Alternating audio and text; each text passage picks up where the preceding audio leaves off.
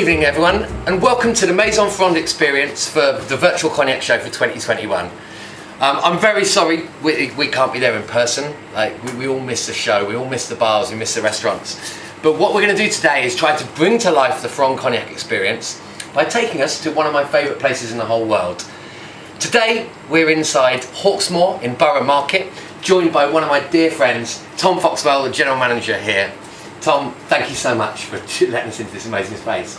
Well, I'd say, thanks very much for coming. I'm sorry it's not as buzzing as it would be normally, but we haven't been open for 4 months now, so it's a different experience. We're a little short of seeing people in 3 dimensions. Yeah, exactly. Yeah. But here we are. We're in the private dining room at Hawksmoor.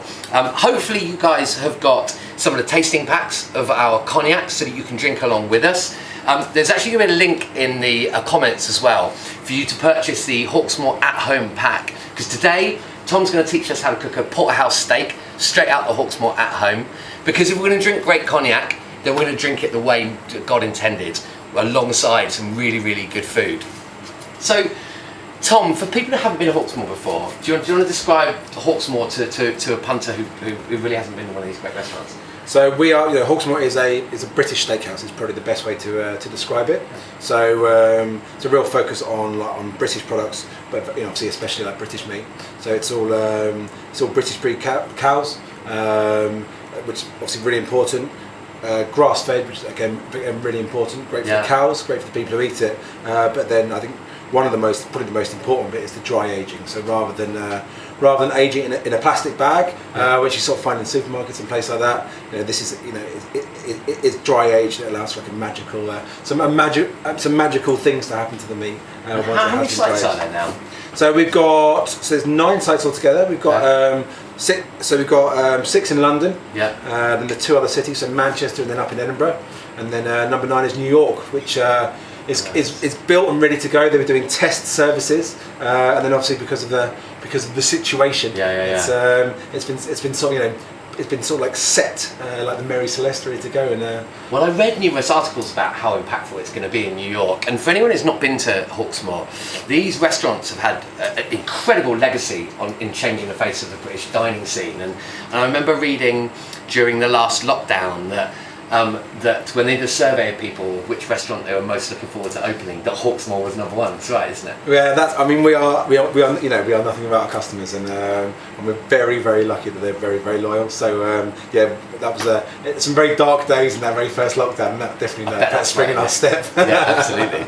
So everyone knows this place or these places for the food, of course. But how important is the bar experience at Hawksmoor? Because the bar's almost one of the first things I think of when I think of Hawksmoor, but that's just me. I think that for a long time we described ourselves as a British steakhouse and cocktail bar, and and it's absolutely vital. We have Liam Davey, who's again I know you guys used to work together a very long time ago. Is the group's bar managers. We just relaunched a cocktail menu. I was going to say last year, but it must have been 2019 now. We were a real invigoration. And I think it's that real bookend to to your experience at Hawksmoor, really.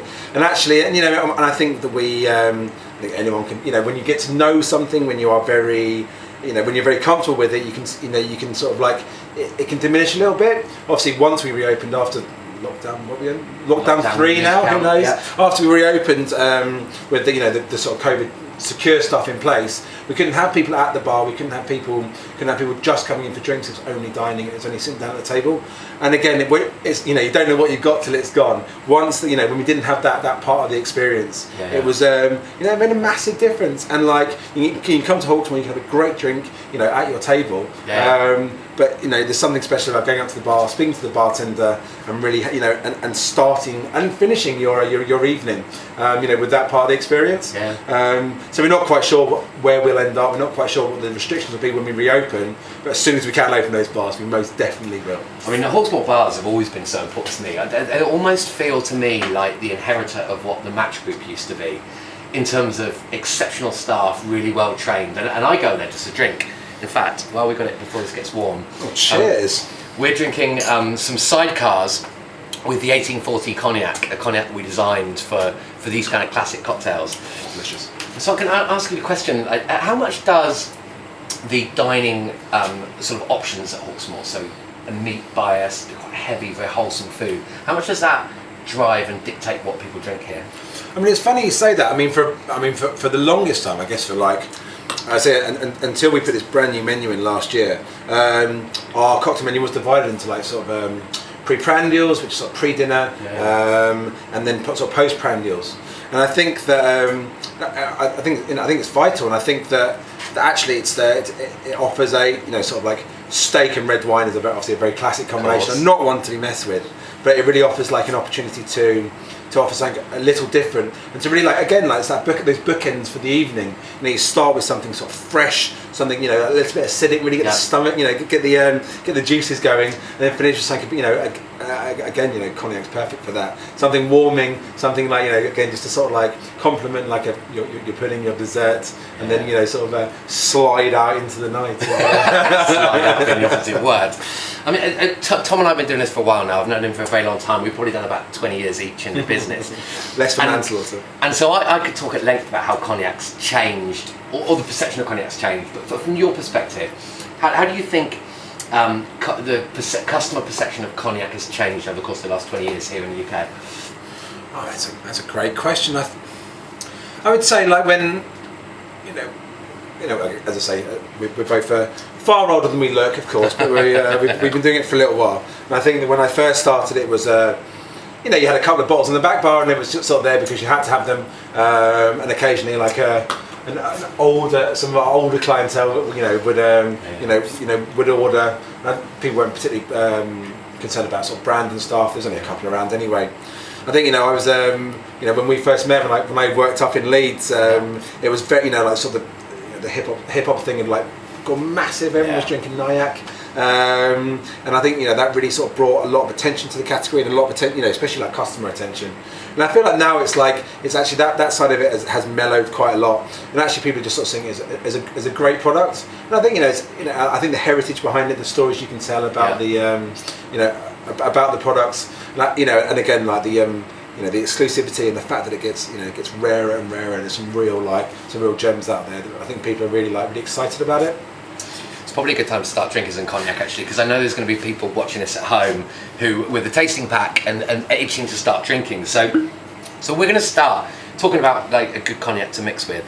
We're going to start with the Ferrand 1840. So story of this, Tom, is we did a project with Dave Wondrich, famous spirits historian, and he's been a dear friend of the Ferrand family for a very long time, and he approached the guy who owns Ferrand, Alexander Gabriel, with quite a simple, quite powerful proposition, which was, I keep looking at old classic cocktails that called for cognac back in the day. So we're talking about the first golden age cocktails here, mid-1800s, when cognac ruled the world, when you could find cognac in every bar, where the majority of the first golden age cocktails used cognac because there was a consistency and a guaranteed quality in cognac that just didn't exist in any other product category. So many of our classic cocktails you've got on your list that we drink regularly were originally cognac drinks. But of course this was pre-phylloxera. It's before that awful misfortune that befell the industry that crippled the grape growers and destroyed so much of the customer base for cognac. And cognac, the way obviously it's developed and evolved during to present day, has been about establishing these wonderful appellation control rules which govern what you can and can't do with cognac, which have been great in terms of creating quality. But there's been a very much a split between cognacs that were available back in the mid-1800s and cognacs that are available today. And my boss and Dave went to auction, purchased 17 bottles of mid-1800s perfectly preserved 3-star cognacs, and opened and tasted them. It was quite an extraordinary project. I would be there. Yeah, exactly. And I've tasted lots of these bottles. They were magic. Very different from cognacs available today, because in summary, cognacs in the mid-1800s compared to today, where they are so silky and so composed and so rounded. Back in the day, cognacs there was a freedom affording the producers to really express themselves. So they could really pursue like accelerating spicier notes or floral notes. There was a diversity in the category. when Dave and Alexandra went through this project, what they found was one perfect example, dated 1840 from a defunct distillery called Pinot de Castillon that went under during phylloxera. And the project, which eventually materialised in the 1840, was about how do we recreate that? How do we create something which isn't available today, but was a standard bearer for cognac 150 odd years ago? And the result was this, the Pierre Ferrand Cognac 1840.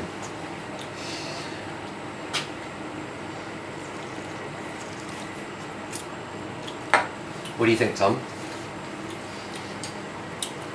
I mean, the first thing in my mind is definitely spice. It's a lot punchier than you'd expect from a cognac. It's definitely very different, but at the same time, you can definitely tell it is a cognac. It's really quite exciting, actually. It was a fascinating project for us. So, at Ferrand, we're quite beautifully placed as a producer, in that we are farm to bottle producers. A lot of our business, we own all our own vines. A lot of our business right now, of course, is on tenterhooks. We're worrying about frost and losing grapes because of the early blooms that have happened with full spring. But following that right through to bottling gives us a real intimate understanding of the liquids. And so in order to recreate something that was outside of the AOC rules, so, where this was a time when you might have been allowed it to macerate in fruit and nuts and do all sorts of interesting things to make tasty cognac that you would not be allowed to do today. Of course, this has to be done under the rules of cognac, so it's quite an interesting project. So this is a mix of very young cognacs, so you get all that springtime, fresh floral, and also some bonificateur from very, very old cognacs to give it a bit of maturity to it. How do you think it works in the sidecar? And what's your sort of favourite sort of aperitif style drink? So have you got any really successful cognac drinks on the Hawksmoor menu? Well, I mean, we had to again, like, sort of talking about Hawksmoor and trying not to talk about, the current situation is very hard. But we had a great cognac drink on that was actually called the T20 sidecar. Right. The T20 was the sidecar that Steve McQueen exactly. Yeah, on the motorbike on the side of the motorbike in the Great Escape. So that was very cool. So that was a very popular one. Do you know what was in the T20? I can tell off the top of my head, I'm afraid. Okay, it's been put you on the spot. Yeah, it's been a long time on a long time out, I'm afraid. So you guys enjoy that the 1840. It's a slightly higher ABV. It's 45%. You need the extra alcohol to carry through some of those accelerated spice notes and some of the full floral aspects that are typically Grand Champagne in their origin. But this 1840 is just like a typical Grand Champagne cognac, but more so. I think this is like a cognac with all of the EQ just ramped up. It's louder, it's spicier, and this is one of the reasons why, for the last 3 years at the Drinks International Award, Ferrand Cognac was voted bartenders' favourite cognacs, because some people might see that as denigrating cognac. We, as coming from people who love bartenders and bartending community, see that as a huge compliment. There's aspects, particularly in the 1840, that make this a very, very mixable liquid. So before we start, Tom's going to show us how to do a porterhouse steak. We're going to have a taste of the second cognac, which is our entry level for someone who wants to experience what a Grand Champagne cognac really represents. This is the Ferrand Ombre. This is another great example of a humid cellar, dry cellar, mostly Uni Blanc. There's 10% Colombard in this. We're quite committed to exploring different of the grape varieties, and we have acres dedicated to Colombard, which are really well expressed in this cognac. In the Ferrand House style, it's a wonderful blend of quite young cognac, so it's sort of 5 to 7 year old cognac at its base, but there's also a 20-year-old bonificateur in here, so a very, very heavily aged cognac that provides some of the warmer tannic notes that only come from heavy aging, and combine them with something that's quite youthful. So what you do is you get a great look at the evolution of the grapes as they're sort of sat in our cellars. So this is very different from the 1840, I think you'd agree. Yes, most definitely. I think it's absolutely delicious. I think it's. I really feel you get the. It feels like you get the flavour from the grape, but also the flavour from the wood, and that, you know, they marry together really well. And rather than, you would worry it'd be a battle, but actually it feels like a wonderful marriage. So I like that, and I personally I quite like my cognacs relatively young-ish, because when the wood overpowers, that's the point where you're tasting a very different product. I think Alexandra would agree, so my boss would agree, that getting the best of those both worlds and marrying them in a bottle is really sort of the full experience. So I think that's a good, the 3 cognacs in, I think I'm starting to really warm up to this whole thing. And what I really want to do is, now is probably quite timely to actually start cooking. So of course cognac and dining have been inextricably linked since whenever there was cognac. So you've got a link to the Hawksmoor at-home pack. Typically, Tom, what do you get? What's the typical starter in the pack? Because I know it rotates. Yeah, that's right. And there are a lot of different packs available. So, you know, starting from like Sunday Rose pack, which is, you know, sort of a very classic Sunday Rose, one of our busiest service by far in all the Hawksmoors. But the pack we're sort of focusing on today is the Porterhouse pack. Okay. So the starters that come with that are our belly ribs. They're pretty good actually. It's, obviously, I've been away for a little while with the lockdown and stuff, and I was lucky enough just to have a little taste, just to remind myself of what they were. You're looking way too trim for that. Well, I think maybe that's it. Belly ribs. What else do you typically get in the pack? So you get the belly ribs, which are like sort of a beautiful, like almost sort of like a marinade, and then just finished off so they're not really like glossy and shiny. That comes like a really nice like vinegar slaw. So again, it's like they're sort of belly ribs, so they're quite fatty, like really unctuous, and then like the sharpness of the vinegar slaw. So literally a sort of coleslaw, but maybe made with the vinegar rather than mayonnaise. So it's like the sharpness of the slaw, little fennel seeds on top, really cutting through the fattiness of the ribs. Wow. A really beautiful combination of flavours. So hungry. Well, I mean, like, and then the other one is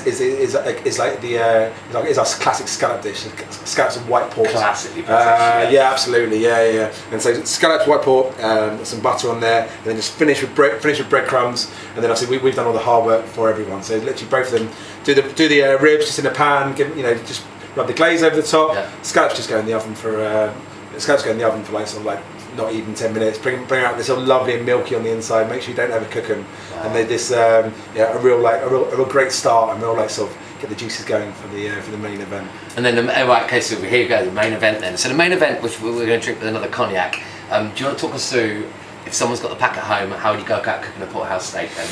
Well, I mean, it's a so we've got a couple of sides to go with it as well. You know, we'll build up to the main, build up to the big piece of meat here. But like, so we're doing Matt's ultimate oven chips. So Matt Brown, who's our executive chef, he's been the head chef in not one but 3 Michelin-starred restaurants. He's been in the industry for a very long time, a huge amount of experience, and has been with us at Hawksmoor. And a real celebrity at the chef. Well, exactly, yeah. He's been and we're very lucky again here at Hawksmoor Borough that we have the cook's room. You know, this is a room that we have available for private dining, for sort of showcasing and stuff. And so we'll cook you a whole meal in the room, which is it's something you can't get in any other Hawksmoor. So we're very excited. But also it's where Matt does all his all like the menu development. So if you sneak in here at just the right time, you can really experience and explore some of the stuff that'll be on the menu later. This is not in any way faked excitement. So, no. So Tom, do you want to take us through it then? Oh, absolutely. So yeah, so we'll do the oven chips, and then we'll just literally, like, we've done all the hard work for everyone. They just go in the oven for 20 minutes. We're doing cream spinach, exactly the same, very classic New York steakhouse dish. But the Hawksmoor one has been on the menu ever since I've worked here, so for the past 10 years. And I think, you know, still one of the most popular sites. And then of course the main event will be the porterhouse steak. So I say British breeds, dry aged, and grass fed as well. So I mean, I would like to think it's very hard to get a better steak than this in the UK at the moment. So as we said, we'll cook a porterhouse steak, which is I think is definitely one of our most popular steaks here at Hawksmoor, and is a great steak, especially for sharing. You have on one side you have the sirloin with a lovely layer of fat on the outside, and then on the other side you have the fillet. So sirloin, flavoursome, lots of intermuscular fat, and then the fillet on the other side, super tender, and together, perfect steaks for sharing. It's effectively like it's two steaks in one piece. You can see the classic sort of T-bone shape in the middle there, and and cooking steak on the bone is great because the bone acts as an insulator. It's a really nice way to keep the steak, just allow the outside to get a beautiful brown char on, while keeping the inside lovely and moist, and a bit tender. So I think like the reason we enjoy sort of like, again, like the sort of balance between sort of the proteins in the meat and then the fat really gives you like really sort of brings the flavors together. I guess that's very similar to the cognac really.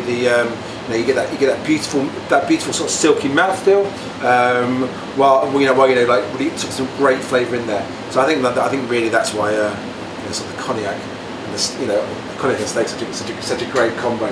So I think we'll start. So you can see we've got like a pan here getting very, very hot. I'm very lucky to have like have an induction hob here at, down here in the Hawksmoor Borough, but obviously at home I'm just cooking on gas. I think the other thing as well is that I say normally we have our executive chef doing all our demo videos, and they're all available on the Hawksmoor website. But I think hopefully if me cooking the steak today means it proves anything, it means that if I can cook it, then anybody can cook it really. So I think for me, and what we talk about Hawksmoor is there's effectively like two major factors. One is how dry you can get the outside of the steak. Basically, it takes like 5 times the amount of energy to evaporate a drop of water it takes to get water from room temperature to boiling point. So it's really important to get the steak nice and dry. So the steak's been out, and again cooked from room temperature, which again is a really important factor. So the steak's been out, so it's a dry aged steak anyway, and then we just make sure the outside's nice and dry. Loads more salt than you'd expect or need. A lot of this will fall off in the pan, so don't worry too much about your cholesterol. But what this does as well is it just helps to get a beautiful salt crust on the outside of the steak, while at the same time just helping to sort of just to get that last sort of like drying effect. So you can get the contact between the pan and the steak is not about evaporating any water that might be left residually in the steak, but it's really about getting that beautiful char. Now we talk a lot about char, and the reason that and the reason we're so keen on it is something called the Maillard factor.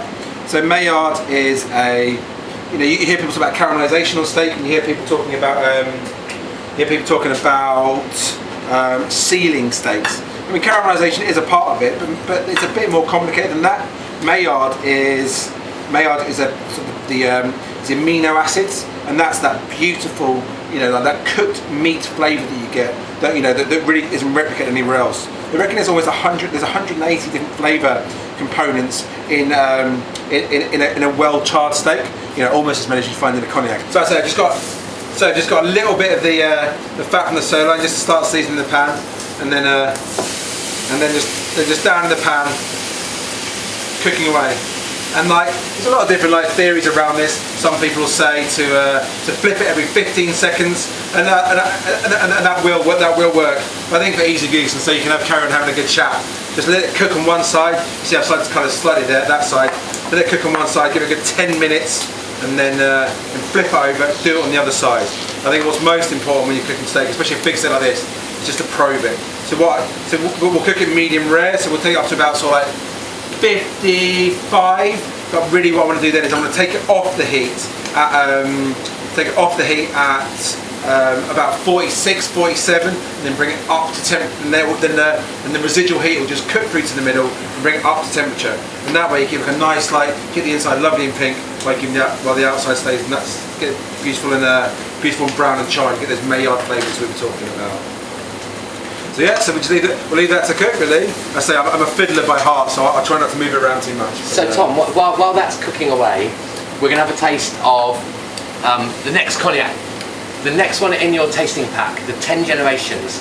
And this is an incredible cognac. Very different from pretty much anything you would have tasted today if you're attending the other classes at the Virtual Cognac Show. This is very much connected. You'll see a theme ruling a lot of the House of Ferrand experiences in terms of their cognacs. That this is a recreation of a very old cognac style, but bringing it forward into today. Because up until very recently, a lot of cognacs did not use some of the wonderful resources available to them to actually start using old French wine casks to age their cognacs. Now this is something which has happened for hundreds of years, something which the cognac industry and their forefathers have embraced for a very long time. But until Alexander Gabriel and the House of Ferrand started researching this and started bringing this into market, there wasn't another cognac of this type. And so what we've done with this, Tom, we appreciate why this is cooking. Absolutely. This is a Grand Champagne cognac, so youngest of it, it's about 5 years, 5 to 7 year old cognac, an old bonificateur up to 20 years old, with 20% of the cognac itself finished in old Sauterne casks. So Sauterne, to my mind, is one of my favourite wines. Absolutely, yeah. Because we come from cocktail backgrounds. And what I love about Sauternes is it has the same tension and experience that you'll find in a good cocktail. The acidity of the grapes, that sort of real acid, balanced up against the residual sugar from the incomplete fermentation, gives you like almost like a fruity daiquiri type experience. Yeah, absolutely. They're incredibly fragrant, and of course they work so well with a grape-based distillate like this, where you can still taste the wonderful harvest we've taken out from our Grand Champagne Une Blanc grapes. And so the Ferrand 10 Generations is our salute to the 10 generations of Ferrand family members who toiled the fields, who worked the grapes and the harvest in Ferrand in Grand Champagne. And this is our salute to them at 46%. What do you think, Tom? Absolutely delicious. You definitely get the Sauterne in it. I think, like, obviously, grape on grape, it really sort of pulls the whole thing together. It's the beauty of cognac is that slight sweetness to it. Yeah. And again, obviously, the Sauterne really sort of brings it out. It's very good. Wonderfully fragrant. I hope you guys really appreciate that. It's an incredible cognac.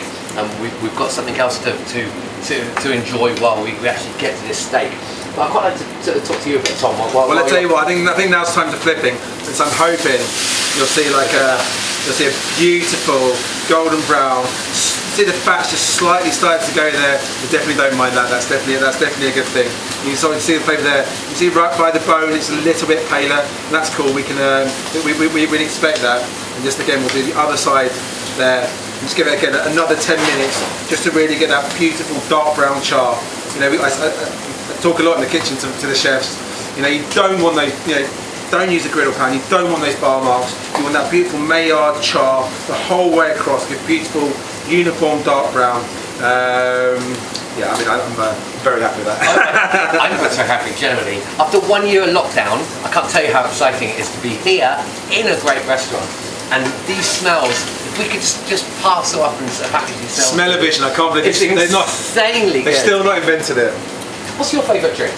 Like, what your perfect drink combination for once the bars are open, for example? What's the best thing you want? It's really funny actually that I think number one I always say, I don't have a favourite drink because I enjoy so many. But I think for a very long time, I used to work at Trade Happiness as I'm sure we both know. One of my favourite drinks was rum, cognac, orgeat and orange juice, and it's called a scorpion. Pulled it back at the end there. So a scorpion was my favourite cocktail. And I say cognac and rum, orgeat, so an almond syrup just for sweetness, again pulling the nuttiness out of both those sort of spirits, and then orange juice, which and lime juice. So like a double citrus. Originally it was a blended drink, served over. That's right, exactly. Trader Vic's, like served over crushed ice. But I used to drink them up. And I sort of I love them, but sort of almost forgot about it a little bit. And I actually went into Kev Armstrong's bar and it had it on the menu there. Satan's Whiskers, I think it's a real bartender's bar, right? Of course it is. And it real really reinvigorated my sort of love for this drink. I was a bit embarrassed almost. I thought it was a bit cheesy. I thought maybe it wasn't quite as cool as I remember it. But yeah, when you get the balance just right, you get the acidity from the lime, a beautiful drink. And in terms of cognac, the tiki drinks movement really understood the value of cognac. The intense aromatic you can only really get from the long aging of those wonderfully crafted acidic grapes. So this is the stage that people a shortcut, isn't it, in cooking their steaks? That's it. The resting phase. Why is it so important to rest your steak for a very long time? So I think, I mean, as you can imagine, I did a little bit of reading before I sort of came in and stuff. And actually, there's the original thought about why you rest your steak. So I think most importantly is to rest your steak, and to rest your steak for as long as you have cooked it for. So I say I brought this up to about like just shy of 50, sort of centigrade, of course, here, just shy of 50, so like about sort of 47, 48. Try to burn the building down. So I brought it up to sort of 47, 48, and I'm going to keep going through with that to medium rare, up to sort of around sort of the mid 50s, so sort of 55. Again, like cooking temperatures are available online. Again, all on the Hawksmoor website as well. But so you want to rest it for as long as you cook it for. So again, about 20 minutes we cooked it for, and then we'll rest it for about 20 minutes again. We always used to talk about the reason for this is that it's much hotter on the outside than it is on the inside, and so the heat moves into the middle. That's obviously true. But actually, I was reading today, and it's very interesting. The reason is that, as we know, as the liquids inside the steak cool, effectively it becomes more viscous, and so that holds the liquid in the middle of the steak, and that's how you get that beautiful, juicy steak. Yeah, which you want if you're going to drink and really enjoy this stuff. So yeah, so again, we'll rest that again for almost the same time. And again, this is really with the patience, because I mean, I'm sure everyone in the room knows it's a beautiful smelling steak. It's really like 20 minutes is a lifetime when you're a bit hungry. But it does also give you a chance to do the sides. Well, exactly, and that's exactly what we'll come to next. So we will do. We'll do Matt Brown, I say our executive chef, his ultimate oven chips. So we've done the hard work for everyone at home. So it's we've blanched them. So we've triple cooked, same as triple cooked chips in the restaurant, but just a bit bigger to sort of survive the oven a bit better. So blanched, then cooled down, and that just allows us to get the edges like nice and crumbly, nice and fluffy, a good floury potato. We'll then sort of cool blanch in beef dripping here in the restaurants. So again, just to get that first cook done, and we'll finish it in the oven, 180 degrees, 20 minutes, 10 minutes in, give them a good toss. They come with beef dripping in there, literally like zero hassle for everyone. Give them a quick toss at 10 minutes, put them back in, another 10 minutes, and then they're ready to go. And they're some of the best chips you've ever tried. And we'll do that with cream spinach, which again, all the hard work's been done. Stick in a pan, warm it through, put it in a pot, and off we trot.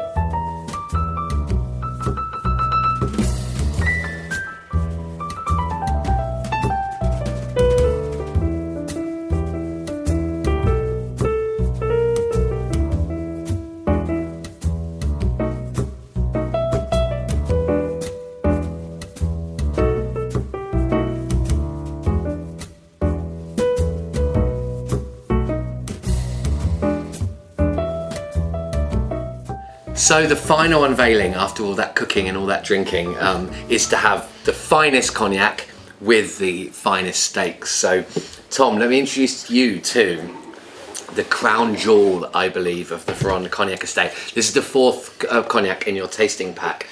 This is the Selection des Anges. This would be our XO equivalent. This represents the absolute pinnacle of the cognac maker's art. It's 28 to 35 year old Grand Champagne cognac, a mixture of wet cellars and dry cellars. The dry cellars give you all that dry, spicier, biscuity, gingerbready type notes, while the lushness you get from the humid cellars adds body and texture, and lots of dark stone fruits. And of course, at this age, even to old boys like us, 28 to 35 year old spirit is a very long time. Very exciting. But what I love most about this cognac, and this is one of the things that makes Grand Champagne so special, is that even at this advanced age, this still tastes like a fresh grape-based distillate. So it's still true to the harvest that we picked from the Ferrand fields.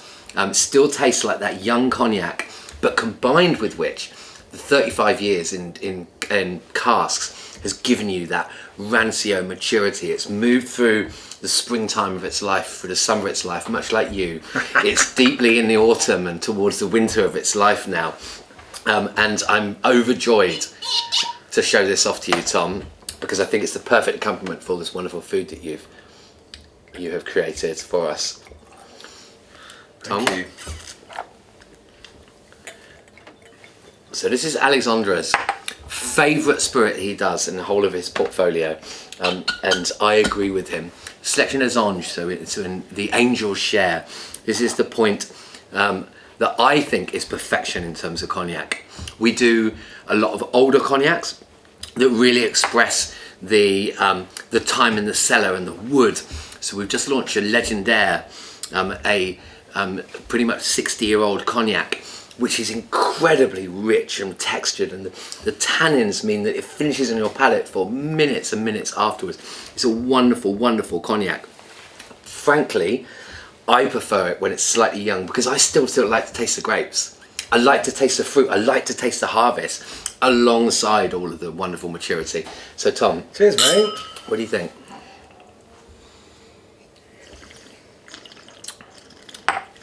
And we should probably taste it alongside it. Oh, that's incredible. Doesn't that finish for such a long time? It just keeps on going, doesn't it? It just, yeah. The gift that keeps on giving. Yeah. So it starts out and you pick up all that light floral grape types elements. You can still taste the fresh wine, but then it opens up into the sort of the stone fruits or the leather or the woody type notes to it. It's incredible, and I'm really looking forward to tasting it with some of this sirloin and the fillet. Well, that's it. You know, normally we'd have our steak cutlery with this. No need to buy this steak cutlery for home. We can the meats they tend you can cut straight through to. It is. The steak is like butter. There's a silkiness and a texture to the meat which really resonates with the fattiness and the richness of the cognac. And that, I suppose that's the true testament to a great cognac. So in the comments, I'd love to know what you guys think of of all of the cognacs you've tasted, particularly the Selection des Anges that we've moved our way through. I'd love to know which is your favourites. I'm going to be in the comments and available for any questions you've got, so we can start delving into some of the technical side of it. But Tom, from your perspective, what was the cognac that really struck you out of the four you've tasted today? Well, I mean, it's very hard not to think about this one, really. It's hard, the bombast in which it's presented as well. Well, no, that's exactly it. It's quite a stopper. But no, I mean, as I say, it's really too hard to pick. I think that as you say, I can, the amount of work, the amount of effort that's gone into this one, you can really tell when you taste it. And I think again, but it's really sort of struck us at a great balance. So I think this one's definitely my favourite. I'm a man of expensive taste. What can I say? So thank you so much for hosting us here, buddy. This is Hawksmoor's a hell of an experience. I really hope you guys at least have taken advantage of the opportunity to drink this at home alongside us and eat this at home as well. And if not, then come and have drinks at this bar. If not, Borough site, which Tom would highly recommend. There's a number of sites across London, Manchester, Edinburgh. They're all incredible restaurants, and they're perfect places to sit and drink any of the Ferrand cognacs or some of the other Ferrand experiences like the plantation rums and the like. So this has been a great experience. Like one of the things that the House of Ferrand understands so well is the joy of cognac with friends. With good food, with experience. That's the thing about what makes cognac really special. It's not just about a liquid, it's about a time and a place and company and experience. And so I'm really glad to share this with you guys. I want to say a huge thank you to Tom. Tom, cheers. Like, I couldn't have picked a better dining guest, and thank you so much for inviting us into your bar. So for everyone at the Virtual Cognac Show, thank you so much for joining us. I'm really glad that you could experience this with us. I really hope you've had the tasting packs. If not, then the cognacs are available to purchase on Whiskey Exchange, and you can do your tasting after the event. I'm going to be available in the comments section to answer any questions you've got, any technical questions. But a big salute to you guys. On behalf of the entire Ferrand family, to the Virtual Cognac Show, thank you so much and good night.